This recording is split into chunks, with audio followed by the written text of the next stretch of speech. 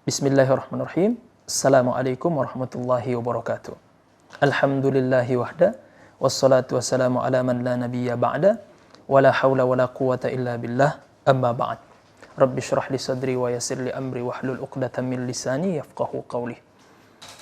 Teman-teman sekalian yang dimuliakan oleh Allah Subhanahu wa taala, pada kesempatan yang berbahagia ini, insyaallah kami akan membahas salah satu di antara tema yang menjadi bagian utama kehidupan seorang hamba, yang dimana pada setiap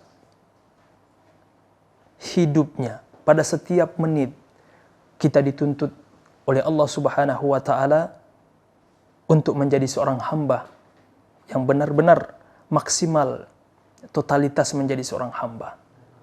Dan itulah salah satu di antara tujuan kita menjadi atau tujuan kita diciptakan oleh Allah Subhanahu wa taala di muka bumi ini.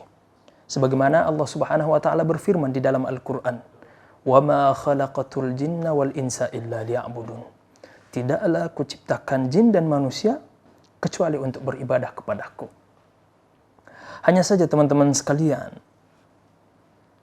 pada kehidupan tersebut di mana kita dituntut untuk menjadi seorang hamba, hanya saja ketika kita dituntut untuk beribadah kepada Allah, ada hal-hal yang selalu membuat seorang hamba itu melenceng dari tujuan dia diciptakan oleh Allah Subhanahu wa taala.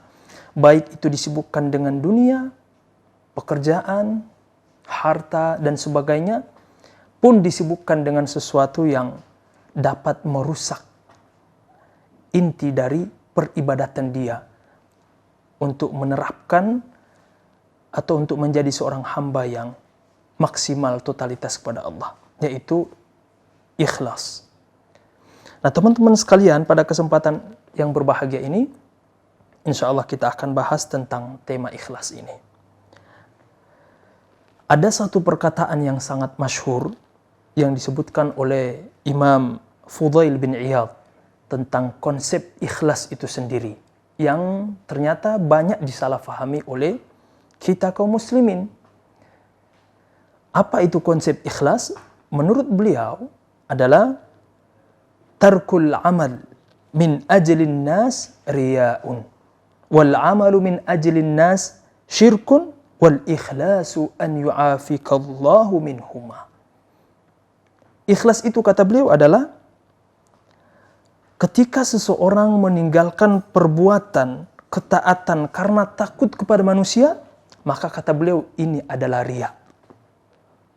Dan meninggalkan atau beramal karena manusia adalah syirik, maksudnya riya juga.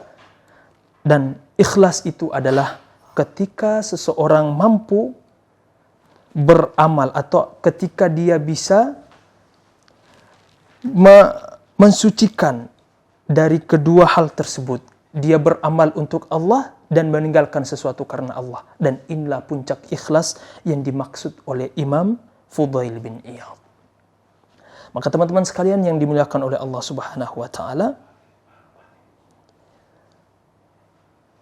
kita dituntut oleh Allah Subhanahu wa taala untuk maksimal dalam beribadah.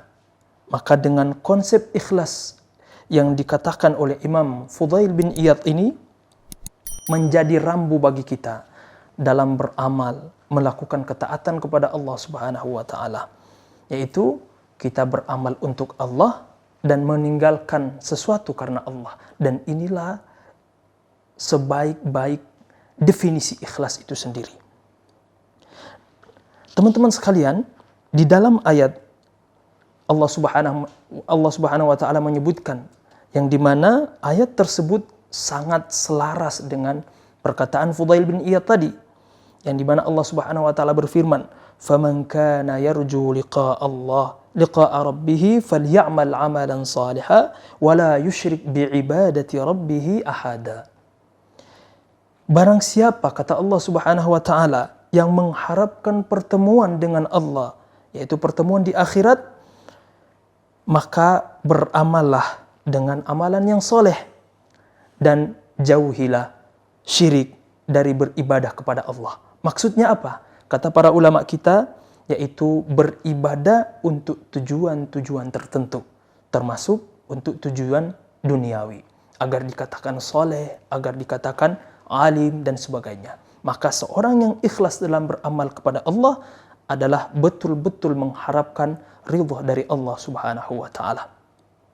Nah, nanti teman-teman sekalian, para ulama kita kemudian nanti akan menyebutkan tentang tingkatan-tingkatan ikhlas itu sendiri. Di mana kata para ulama kita, ikhlas itu ada tingkatannya. Ikhlas itu ada derajat-derajatnya. Ya.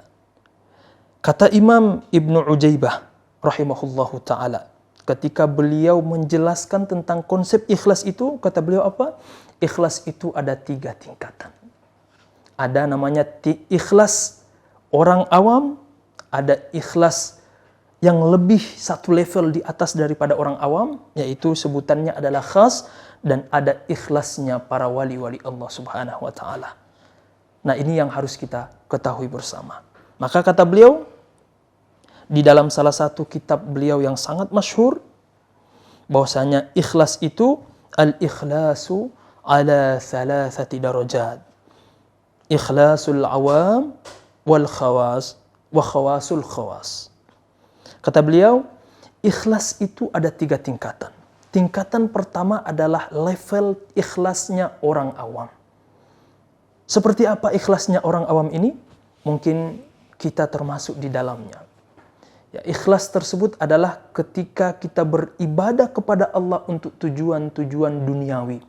Kita bersedekah, tapi sedekah kita hanya untuk melancarkan urusan kita. Kita bersedekah agar Allah Subhanahu wa Ta'ala memberikan kelipatan. Ini tentu tujuan duniawi, dan ini sebenarnya tidak masalah. Hanya dalam pendekatan sofistik, ya, ikhlas ini hanya sampai kepada derajatnya orang-orang awam, yaitu ketika dia beramal berharap dunia dengan tujuan duniawi. Allah akan berikan, tapi dia hanya akan sampai kepada derajat ikhlasnya orang awam, yaitu beramal hanya untuk mengejar tujuan-tujuan duniawi. Ikhlas yang kedua, satu level di atas dari ikhlasnya orang awam, yaitu ikhlas al-khawas. Ya. Dan ini lebih khusus daripada ikhlasnya orang awam tadi. Apa itu? Yaitu dia beramal berharap dimasukkan ke dalam surganya Allah Subhanahu wa Ta'ala. Beramal ketaatan kepada Allah agar dijauhkan dari neraka. Apakah salah dengan harapan-harapan ini? Apakah salah dengan tujuan-tujuan ini? Tidak ada yang salah. Semua orang mukmin dituntut ketika beramal kepada Allah Subhanahu wa Ta'ala harus ada harapan yang dia harapkan di balik amalan tersebut. Tapi ingat, bukan menjadi satu-satunya tujuan dia dalam beramal. Makanya kata beliau di sini apa? Ikhlas seorang yang khawas itu adalah beramal untuk berharap dimasukkan ke dalam surga dan dijauhkan dari neraka. Ini ikhlasnya khawas, ya, ikhlasul khawas. Tapi ada yang lebih dahsyat dari ini, teman-teman sekalian. Ikhlas yang lebih dahsyat daripada ikhlasnya orang awam dan ikhlasnya khawas. Apa itu? Ikhlasnya para wali-wali Allah Subhanahu wa Ta'ala. Mereka sudah melewati tingkatan-tingkatan tadi. Mereka beramal sudah tidak lagi orientasinya bukan sekedar duniawi, bukan sekedar berharap surga dan dijauhkan dari neraka. Enggak, bukan itu lagi. Tapi ikhlas mereka lebih tinggi daripada itu. Apa itu? Orientasinya adalah selaras dengan firman Allah Subhanahu wa Ta'ala yang kita sebutkan tadi. Wa ma khalaqatul jinna wal insa illa liya'budun. Tidaklah kuciptakan jin dan manusia kecuali untuk beribadah kepadaku. Dia benar-benar mengabdi kepada Allah, hanya berharap ridha Allah Subhanahu wa Ta'ala. Dia beribadah tidak lagi tujuannya untuk masuk surga. Dia beribadah bukan lagi untuk berharap duniawi, tapi dia beribadah kepada Allah Subhanahu wa taala mengharapkan ridha Allah Subhanahu wa taala. Baik, sampai di sini dulu. Ini yang bisa kami sampaikan, mudah-mudahan bermanfaat. Billahi taufiq wal hidayah. Assalamualaikum warahmatullahi wabarakatuh.